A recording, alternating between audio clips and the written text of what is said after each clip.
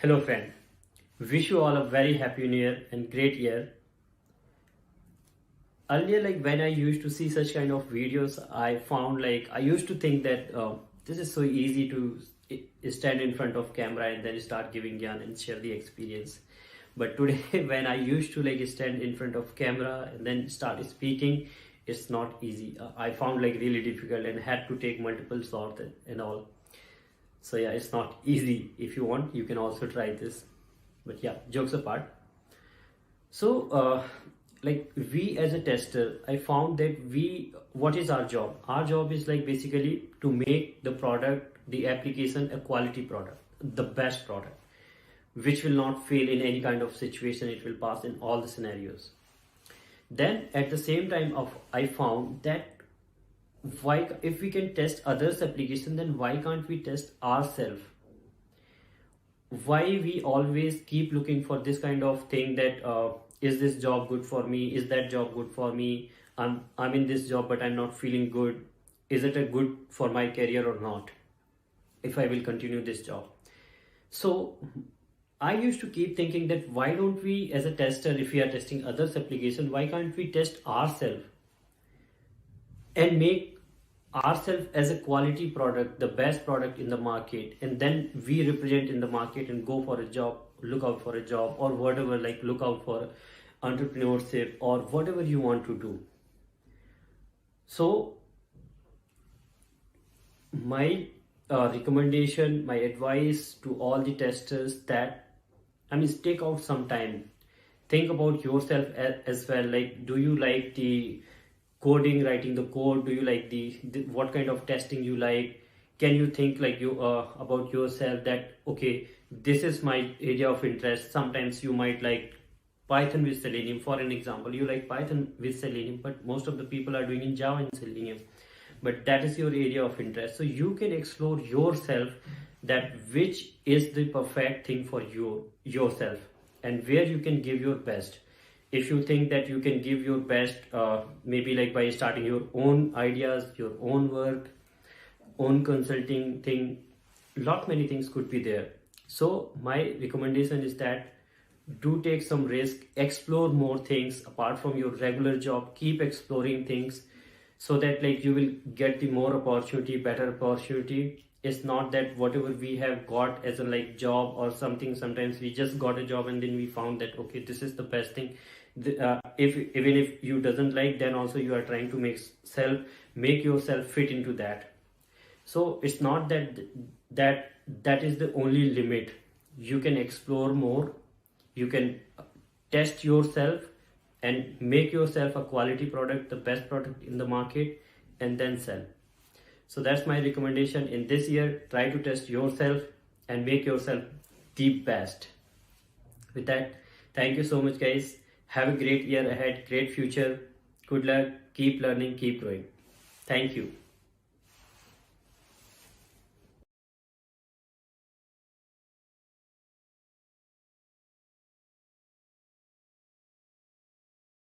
Hey, hi everyone. Wish you very happy New Year 2022 to all.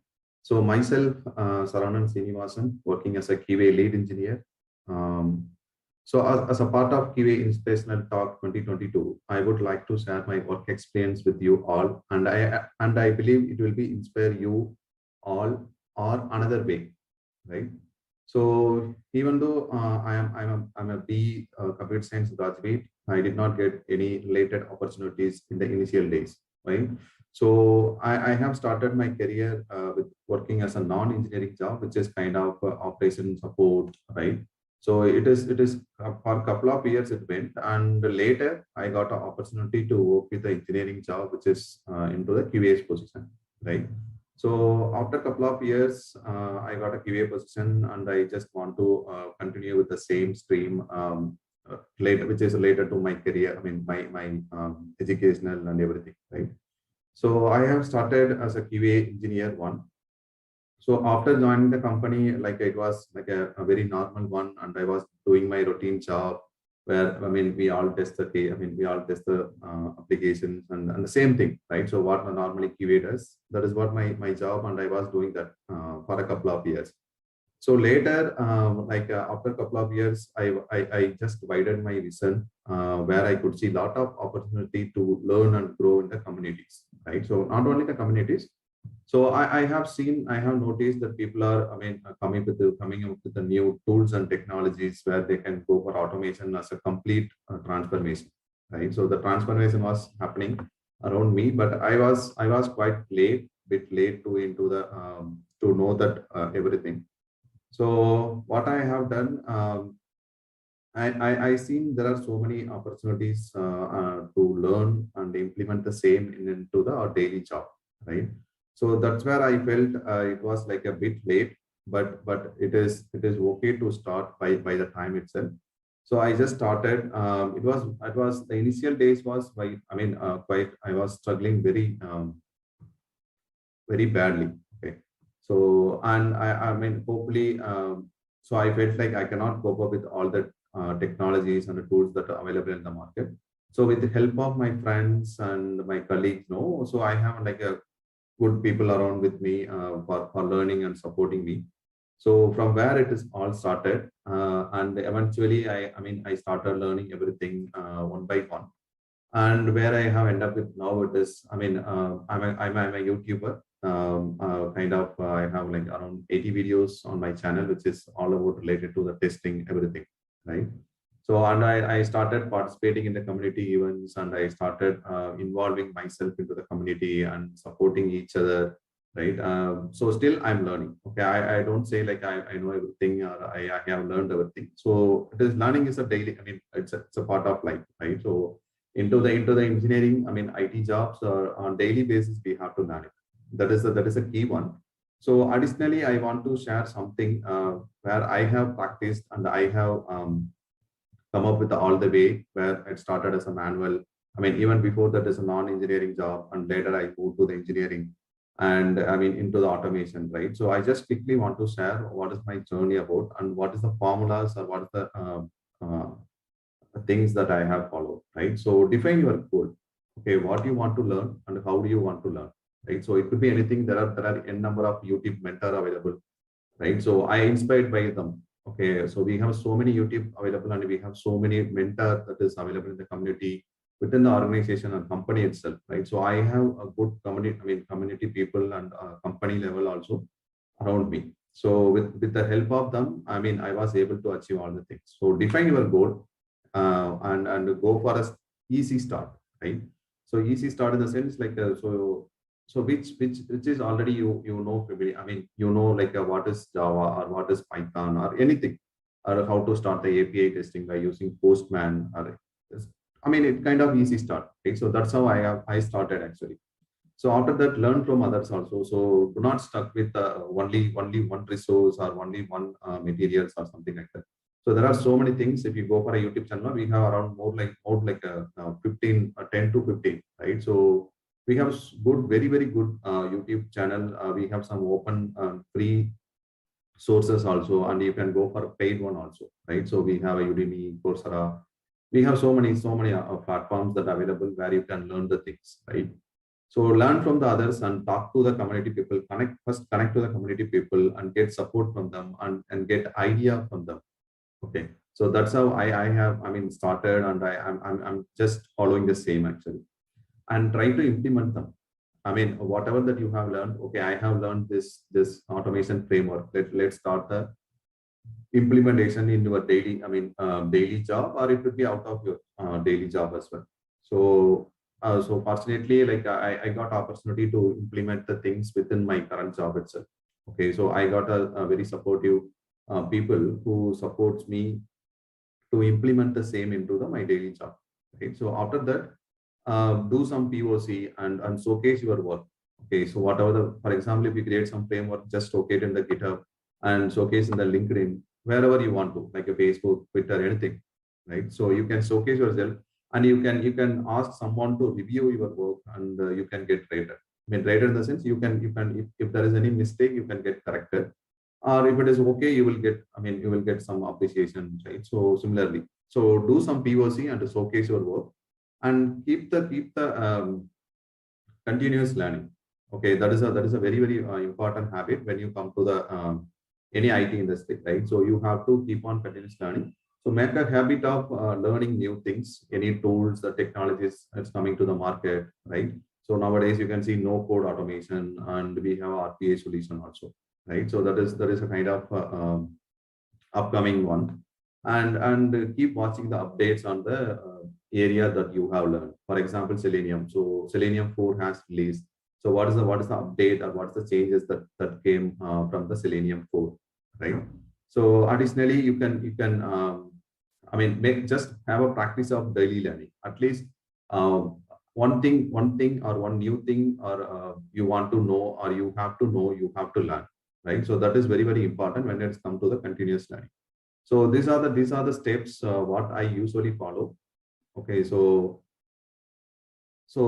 yeah, these are the things.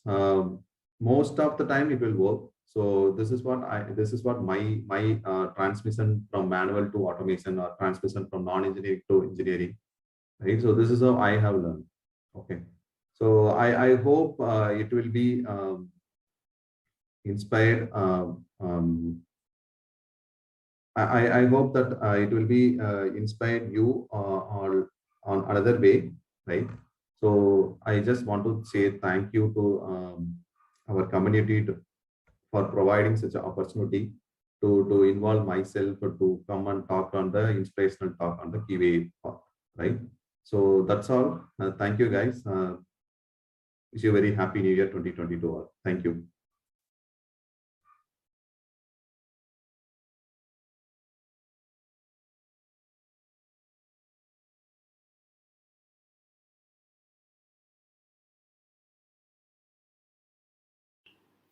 Hello everyone, my name is Danniel Abdul Rahim, and I am one of your hosts for QA Talks community. Alright, which means you will be seeing me amongst a few other hosts in hosting the webinars and virtual events that will be under QA Talks community, and we hope to see you there. Now, unlike all the other video bites where the speakers are from the QA industry, I'm actually not from the QA industry. I'm instead from another industry, which is marketing, and I'm a freelance host and MC. But after a while of hosting for QA Talks community, I've managed to learn a few things here and there regarding the QA industry, and I would love to share them with you. And the main meat of this video bite will be me talking about how you, as a tester, can use psychology in your favor to perform better in the QA industry. Now, one of the biggest things that I've learned from hosting for QA Talks community was from one of our events, where one of our speakers debunked the myth where automation is always better than manual. Now, I'm sure some of us have already known this, but for the rest of us who don't, basically, it is a myth to think that automation is always better. It is not always the case. Automation has its pros and cons, and manual testing and thinking also has its pros and cons, and they both deserve their own context, which spotlight each of these uses to be better than the other, depending on the context. For example, automation is much better if you're in the context of automating tedious, repetitive tasks, which don't need higher level thinking. Whereas, and in that context, manual testing will not be optimal. Whereas, in contrast, if you are having a task that requires higher level thinking, then automation is not optimal, and what is optimal is manual testing, which requires that higher level thinking. So again, the myth is automation is always better, which is not true, and automation and manual testing has its moments where they're both more desirable than the other. It's like using different tools. One is not better than the other, it's just a matter of context. Alright, so that's one of the biggest things I learned from hosting in the QA industry. Now, I'll be sharing the main meat of this video, which is how you can use psychology to help you test better in the QA industry.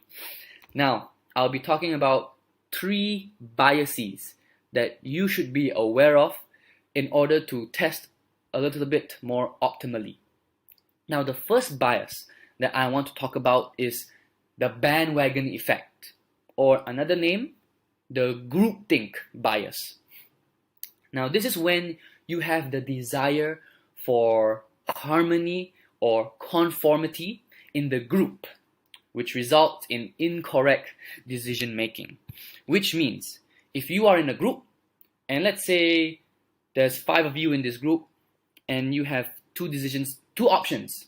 Now you, the 5th person, want to choose option A, but the other 4 people want to choose option B.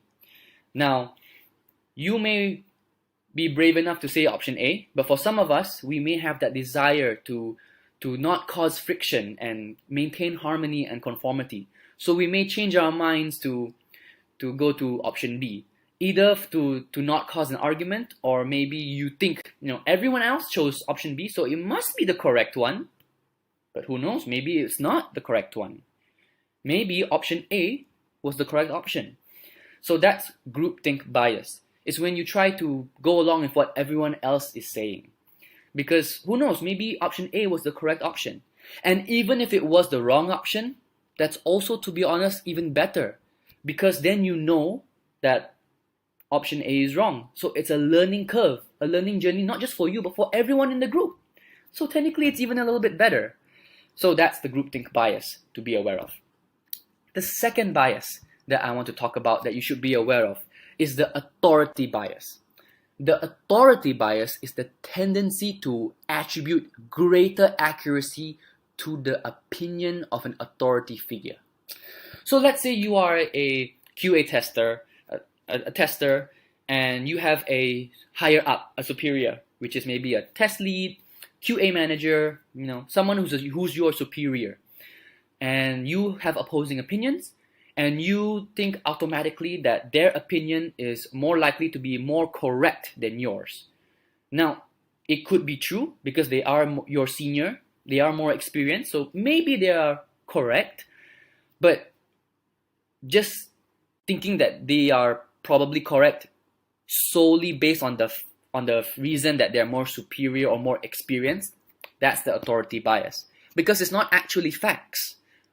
You need to confirm that maybe their opinion was more valid. Just using the argument that, they're your superior, so they're most likely correct. That is not a valid reasoning. That is the authority bias. Because who knows, maybe you are the correct one. Maybe this is something that they don't know. So the authority bias is you thinking just because they're your superior, they're probably correct. But that may not be true. You have to validate factually first. And again, even if you are wrong, again, it's a learning curve for both you and your teammates. So it's even better, isn't it? The third and final bias that I want to talk about is the confirmation bias. Now, the confirmation bias is when you have the tendency to search for, to interpret, favor, and recall information in a way that confirms or supports your preconceived notions, preconceived beliefs or values. So let's say you had a hypothesis for how you think something would happen. Then when you research, you only look for information that supports your argument.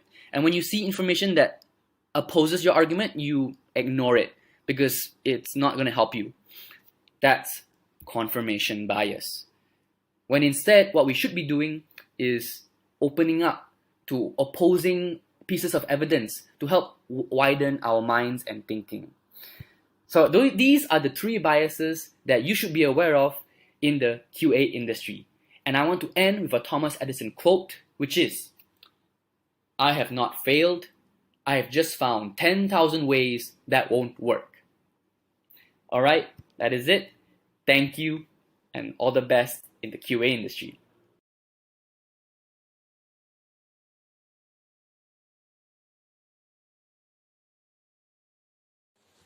Hi everyone, my name is Gandharv Madan. I am making this video in order to share my testing tips to the community. And my target audience for now, for this video will be a fresher, who is going to start their career into the field of software testing. Before I proceed, further, I'm going to, let you know about, first of all, myself. I am Gandhar. My total experience in the field of software testing is around 2 years and 5 months. Even I started my journey as a tester, and I got placed from my college after pursuing my MCA. Other than that, within a span of 2 years and 5 months, I personally believe that as a tester or as a fresher, if your testing approach is clear, then only you can perform a good testing on it. Even if I'm going to share my experience with you, when I was a fresher and in my first organization, at that moment in time, no one has mentored me like, Gandhav, you can do this, or you can adopt this particular approach in order to perform testing on it. So as the experience is increasing, I personally think that in working with both service as well as product based organization, I found the common thing between them. Like, as a tester, please be focused on your requirement first. If your requirement is very crystal and clear to you, then only you can perform good testing on it. Other than that, n number of things that as a tester you have to focus on. But my testing tip to the fresher will be like in following manner. First of all, don't be hesitate. Whenever if you have any type of question, you can ask from the developer or whom you are working with, whether it is business analyst and so on and so forth. Other than that, as a tester, always perform testing with a positive mindset, and focus on the negative side also, because we are the one who is responsible for breaking that particular system in order to improve the quality.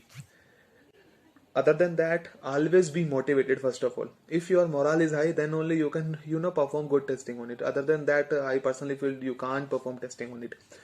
And other than that, last thing that as my testing tip to the fresher will be like, does not ignore the UI UX part at all. Don't be in a hurry that this is a UI UX issue, we can report it to the developer after completion of all the functionality. No, as a tester, please be balanced between the functionality part as well as non-functionality part, because we are act as a tester, and we are the one who is responsible for providing the confidence in the software. And how we can provide the confidence into the software? By catching these particular points, whether it is related to the functional other than non-functional. Other than that, like currently, if I'm talking about myself, I am into the Salesforce. I'm responsible for handling the Salesforce based projects. What I personally found over there, here also approach is, your approach should be very clear. It does not matter whether on which technology you are working. If your approach is clear, then you can do anything.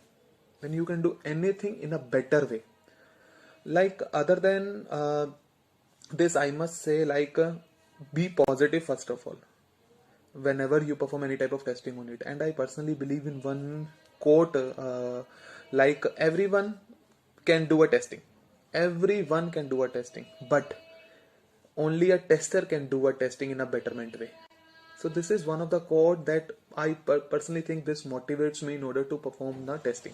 And after attending or associated with n number of testing communities, I found one of the quote by the speaker, like, testing is a very creative and beautiful job. And yes, from at that moment in time, I personally say that yes, testing is a very beautiful job. It is totally depending upon us that how we can perform testing on it. Other than that, I don't think so that a few testing tips from my side. Plus, be clear with your basic concepts. Please be clear with your approach. Please be clear with your requirement phase, because these all are the three things that makes you a good tester. So these all are the testing tips from my side to the community.